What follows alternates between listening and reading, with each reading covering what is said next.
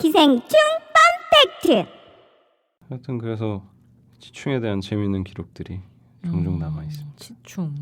오, 새로운 얘기였어요. 조선왕조 실록까지 지금 등장을 했습니다. 조선왕조실록에 은근히 기생충 얘기가 군데군데 나와요. 그 당시엔 지금보다 훨씬 기생충이 살만한 세상이었으니까. 고전 번역원 같은 데 들어가서 맨날 기생충 얘기 찾아보고 이런 게 한때 취미였습니다. 네. 이 뭐지? 나도 들어가 찾아보고 싶다라는 욕구가 이렇게 스물스물 올라. 재밌어요. 애청자님께서요. 무당벌레 유충 진짜 장군처럼 생겼네요 하고 사진 올려주셨어요. 그래요. 맞아요. 이렇게 생겼어요. 완전 싸움 잘하게 생겼어요. 이게 지금 현장에서 사진을 찍으셨네. 바로 지금 잡아먹고 있는 거잖아요.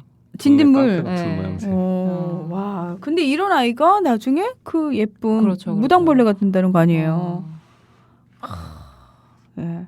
선마님께서는 또 맛있당 흑흑 케이크 트위에서 봤어요. 하면서 꿈틀이 올려놓으셨네. 케이크? 네. 이게 케이크예요? 네, 세븐 스프링스에 지금 아. 새로 나온. 이것도 누가 친절하게 레시피를 알려주시더라고요. 트위터에서. 그래서 뭐 오레오 쿠키를 이렇게 갈아서 그 밑에 이게 생크림을 깔고 오레오 쿠키랑 이렇게 해서 거기 이렇게 박아 놓으면 되는 거라고. 그래서 꿈틀이. 만들어봐야지. 예. 저는 뭐 별로.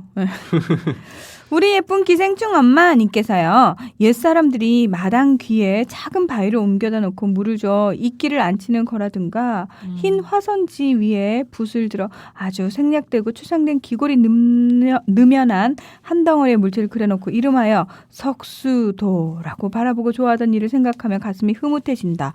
이 조지훈 선생님의 수필 돌의 미학 중에서 전해주시면서 아마 정준호 쌤이 기생충을 볼 때도 저런 경지인 듯 하셨습니다. 이해하셨어요, 정준호 쌤? 이과생 이거 이해했냐고.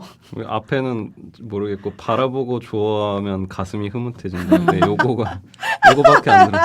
맞습니다. 이게 그 문학을 보면서 다 기생충과 관련된 거는 진짜 네. 잘 알고 계시는데 예전에 저희 팟캐스트 할 때 문학과 관련된 기생충 얘기를 한 그쵸. 적이 있거든요. 문학과 기생충. 그때 이게 이런 것까지 알고 있네라고 할 정도로 그때 뭐 그 정약용 다산 시문집 그때는 사실 그 학질이라고. 그렇죠. 말라리아 걸려서 저거를 써서 보내준 게 있어요. 의원한테. 그러니까 정약용의 부인이 그 학질에 걸렸는데 학질을 쫓는 시라고 해서 의원한테 시를 이렇게 써서 보내요.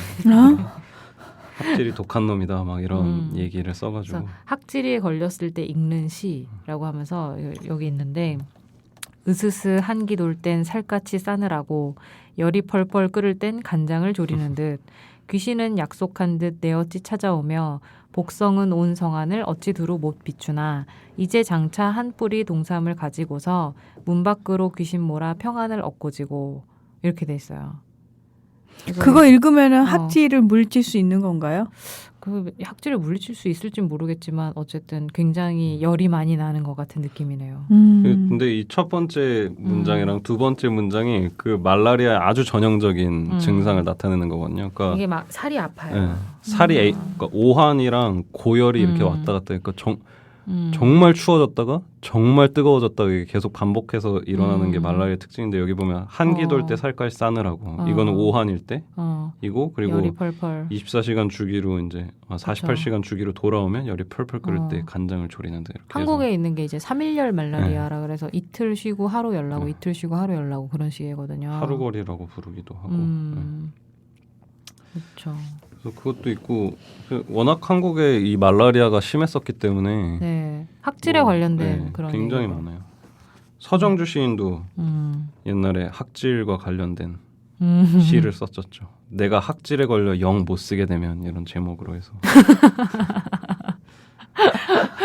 읽어드릴까요? 네네 읽어주세요. 내가 여름 학질에 여러지가 앉아 영 못 쓰게 되면 아버지를 나를 업어다 산과 바다와 들녘과 마을로 통하는 외진 내 갈림길에 놓인 널찍한 바위 위에다 얹어 버려두었습니다. 빨가벗은 내 등대기에다간 복숭아 푸른잎을 밥풀로 짓이겨 붙여놓고 꼼짝 말고 가만히 엎드렸어. 움직이다가 복숭아잎이 떨어지는 때는 너는 영 낫지 못하고 만다고 하셨습니다. 누가 그 눈을 깜빡깜빡 몇천 번쯤 깜빡거릴 동안 나는 그 뜨겁고도 오슬오슬 추운 바위와 하늘 사이에 다 붙어 엎드려 위아랫니를 이어 맞부딪히며 들들들들 떨고 있었습니다. 그래 그게 뜸할 때쯤 되어 아버지는 다시 나타나 혼이불에 나를 둘둘 말아 업어갔습니다. 그래서 나는 다시 고스란히 성하게 산 아이가 되었습니다. 이게 결국에 열을 엄청 앓고 오한과 고열을 계속 반복해서 앓다가 나았다 이런 얘기죠. 근데 이게 참 나으면 다행인데 네, 한 30년대, 40년대까지만 해도 이런 되게 신기한 학질의 민간요법들이 많았어요. 그래서 그러니까 지금 같은 경우는 뭐 복숭아 복숭아 잎을 진이겨서 잎을 등에 붙여서 붙여놨다. 떨어지면 또 안 낫는 거예요. 잎이 떨어지면 안 낫는 거니까 가만히 붙어 있어라 그래갖고 바위에 이렇게 딱 붙어 있는. 아니 도대체 그런 근거는 어디서 가져왔을까요? 그러니까요. 이제 뭔가 되게 그 본인들만의 확고한 논리가 있었을 텐데 나름 이런 민간요법들을 찾아보면 뭔가 그 당시에는 그 이제 뭐 의학이라든지 이런 데서 통용되던 논리에 딱딱 들어맞는 뭔가 그 논리적인 구조들이 있는데 맞아요. 지금 우리 상식에선 이해가 안 되지만 그때는 이게 상식이었던 거죠. 민간요법들이 당시에는. 그래서 30년대 후반인가 40년대 초반인가 그 옛날 기사 검색 같은 거 있잖아요. 네이버에 옛날 신문 찾기에서 찾아보면 학질 이렇게 치면 기사들이 굉장히 많이 나오는데 거기 보면 옛날 민간요법 중에 학질 걸린 사람을 뉘어놓고 그 위에 황소가 지나가면 낫는다는 게 있었는데 갈비뼈 어떤 부러지겠네. 할머니가 소에 근데 밟혀서 돌아가신 얘기도 나와요. 그런 신기한 게 무시무시하네요. 아니라 무시무시한 민간요법들이 많이 있었죠. 학질이 워낙 심했기 때문에. 야, 그 시대에 안 태어나기 정말 다행이다. 아주 정말 학을 떼다는 말이 괜히 나온 게 아닌 거죠. 진짜 학을 뗄 것 같네요. 예. 아니 문득 우리가 지금 이 시대에 굉장히 뭐 불치병이다, 힘겨운 병이다 이러면서 하는 얘기들이 시간이 훌쩍 지나가지고 또 우리가 지금 이렇게 얘기하듯이 아니 도대체 그 시대 때는 왜 그런 거야 그 병에 대해서 막 이렇게 얘기할 날이 올지도 모르겠네요.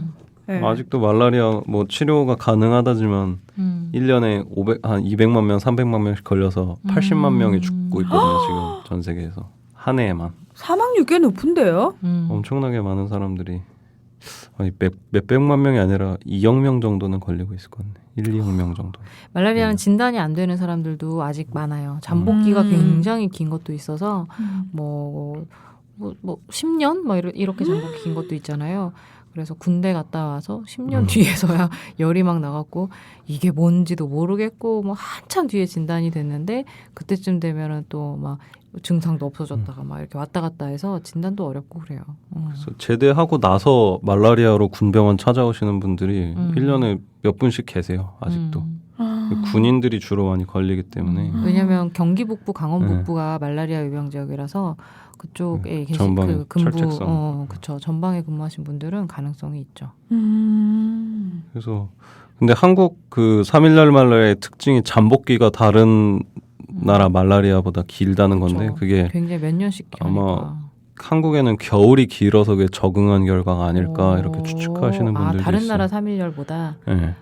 왜냐면 한국은 딱 여름에밖에 못 하는데 네. 이게 모기 안에서 말라리아 유충이 자라서 다시 다른 사람을 감염시키려면 최소 2주가 걸리는데 그게 연평균 기온 15도 이상 정도에서만 2주가 걸리는 거거든요. 그러니까 최소한 봄이 이맘때가 지나가고 나서야 네. 이제 감염이 가능한 건데 그렇게 따지면 굉장히 짧은 시간밖에 감염을 못 시키잖아요. 근데 그동안 열이 나서 몸 안에서 다 이렇게 백혈구에 잡아먹히고 해버리면 효과가 없는 거죠. 그러니까 겨울에는 조용히 지내다가 여름이 되면 이제 팍 터져나와요. 되게 신기한 게 원래 말라리아 그러면 되게 더운 나라 지방의 그렇죠. 산물인데 우리나라 같은 경우는 제일 추운 지방에만 말라리아가 있어요. 그러네요. 네, 경기 되게 북부, 신기해요. 강원 북부. 오히려 제주도 막 이런 데 말라리아 있을 것 그러니까. 같은데 그게 아니더라고요. 아니네요. 예. 그게 우리나라 또 말라리아의 특징인 것 같네요. 예. 청취자분께서요. 미국에 사는 청취자입니다. 기생충 아빠 엄마와 문화나이 조화가 너무 좋습니다. 그리고 좋은 정보를 많이 얻습니다. 회사에 미국 친구가 회를 매우 좋아하는데 병원에서 자신의 몸에서 기생충이 발견됐다는 소리를 듣고 충격으로 더 이상 회를 먹지 않습니다. 어렸을 때 사람의 피부를 통하여 기생충이 몸에 들어올 수 있다고 배웠는데 그 기생충은 12지장충이래요. 그래서 맨발로 땅 위를 걷지 말라고 배웠습니다. 그리고 기생충 약을 먹으면 기생충 알도 녹기에 치료가 된다고 들었는데 사실은 아닌지요? 최근에 한국에서 킹크랩에서 기생충이 나와서 소동이 났다고 하는데 여기에 나온 기생충은 어떤 기생충인가요? 최근에 다시 바다 음식 때문에 기생충이 많은 사람에게 회자가 되는 때인 것 같습니다. 기생충 펀팩트 방송 인기가 올라갈 것 같습니다. 물 들어왔습니다. 노 저어야 됩니다. 그 킹크랩 얘기는 저희가 지난번에 했었죠. 네. 예. 기생충이 아닌 걸로. 기생충 네. 아닌 걸로. 예. 피가 변색된 걸로. 예, 피가 변색된 걸로 저희가 얘기를 했었고요. 음. 그 위에 질문들 있죠. 12지장충이 사람 피부를 통해서 들어간다. 그래서 맨발로 땅 위를 걸으면 안 됩니까? 그렇죠. 옛날에는 그랬었죠. 그래서 회충, 촌충, 12지장충 그리고 알까지. 알까지.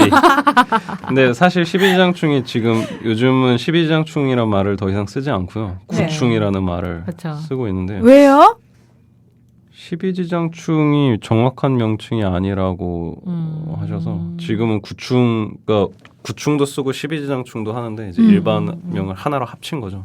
원래는 12지장에서 발견이 돼서 12지장충이라고 했는데 알고 보니까는 다른 데 사는 그쪽에 애들이었죠. 아니고 다른 데 사는 걸로 밝혀져서 아, 그래서 이름이 바뀌었다는 얘기가 있습니다.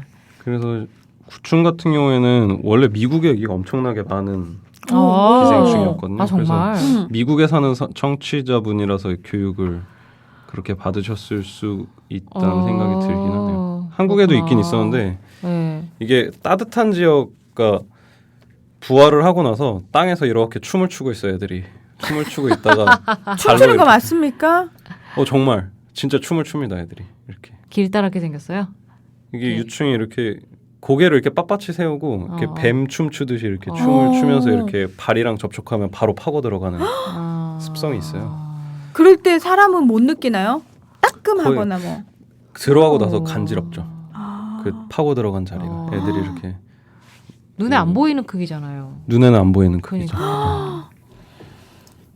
그래서 그 기생충 예방 중에 신발 나눠주는 사업이 굉장히 중요하다고 하는 게 구충 예방 때문에. 그런 그래서 경우가 아프리카에 그래서 신발 신발을. 보내기 이런 거 하는 게 근데 이미 우리나라에는 사실 흙들마저도 오염이 많이 돼서 기생충 입장에서는 없죠. 그래서 한국에는 구충 이제 거의 아니 우리가 흙 밟을 데가 없어요. 밟을 예. 때도 아니 아스팔트. 흙 밟을 데가 없기 때문에 사람들이 흙을 보면은 그래 사람이 흙에 발을 디디고 살아야 되는데 이러면서 너도 나도 디딜 틈만 있으면 디디거든요. 굉장히 많은 생명체들이 그 안에 있어요. 뭐 구충만 있겠어요. 거기 뭐 아까 말한 방선균부터 시작해서 뭐 해롭지 않은 애들인 것뿐이지 어마어마한 생명체가 흙에는. 그렇죠. 근데 일단은 우리나라 흙에서는 구충이 없는 걸로. 네, 미국에서도 그래서 그 록펠러라는 유명한 아저씨가 록펠러 재단을 만들어서 네. 제일 처음 했던 사회 사업이 그 미국 남부에서 구충 박멸 사업하는 거였고 그때 만들었던 재단이 지금 록펠러 대학과 록펠러 재단이 됐죠.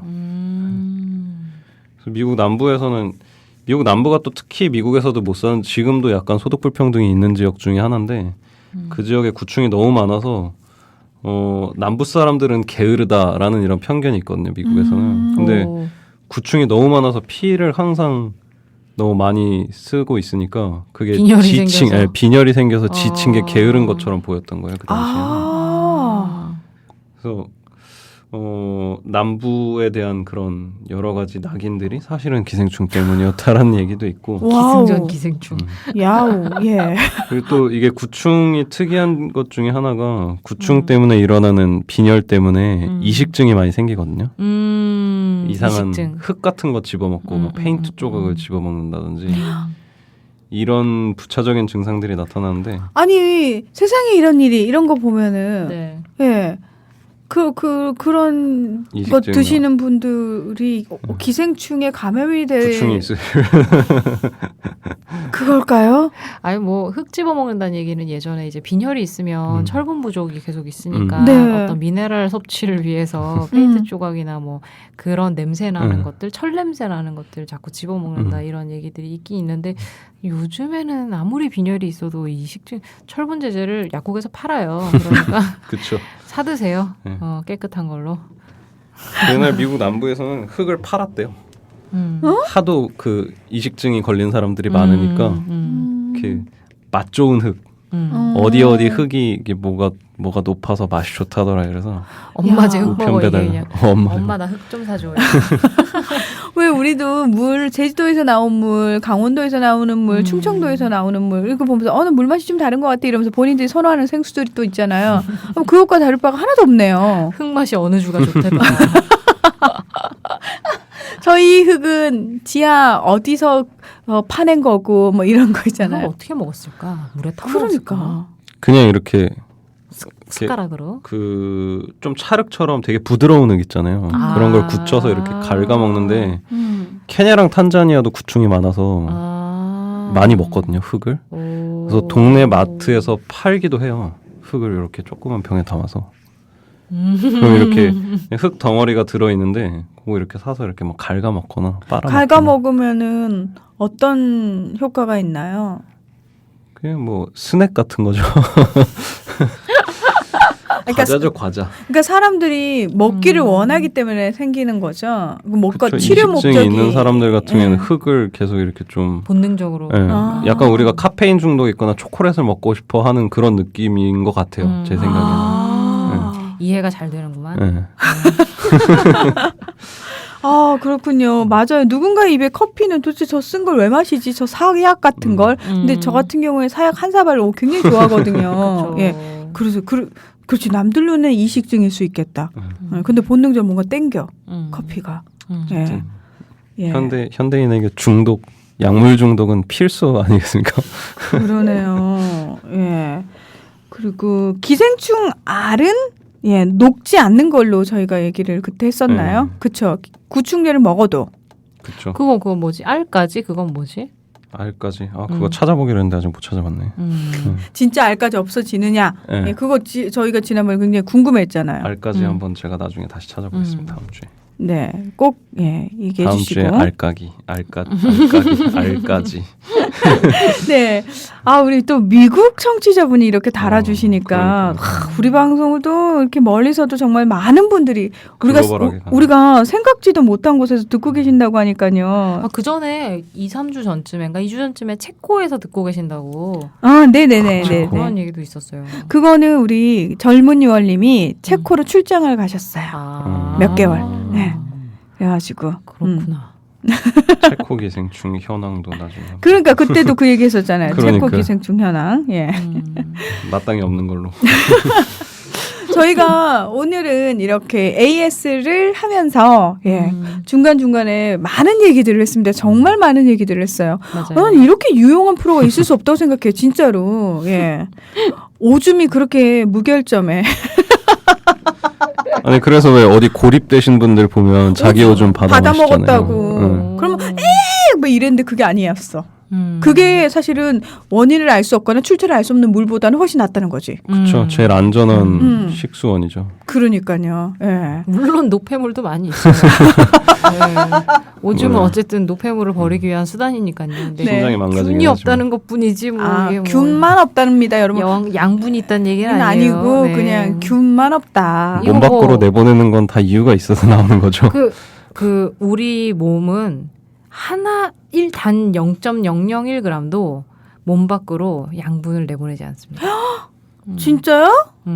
그러니까 물론 남아도는 비타민이나 미네랄은 조금 바깥으로 배설할 수 있는데 에너지원이 되는 거 있잖아요. 그거는 절대로 내보내지 않아요.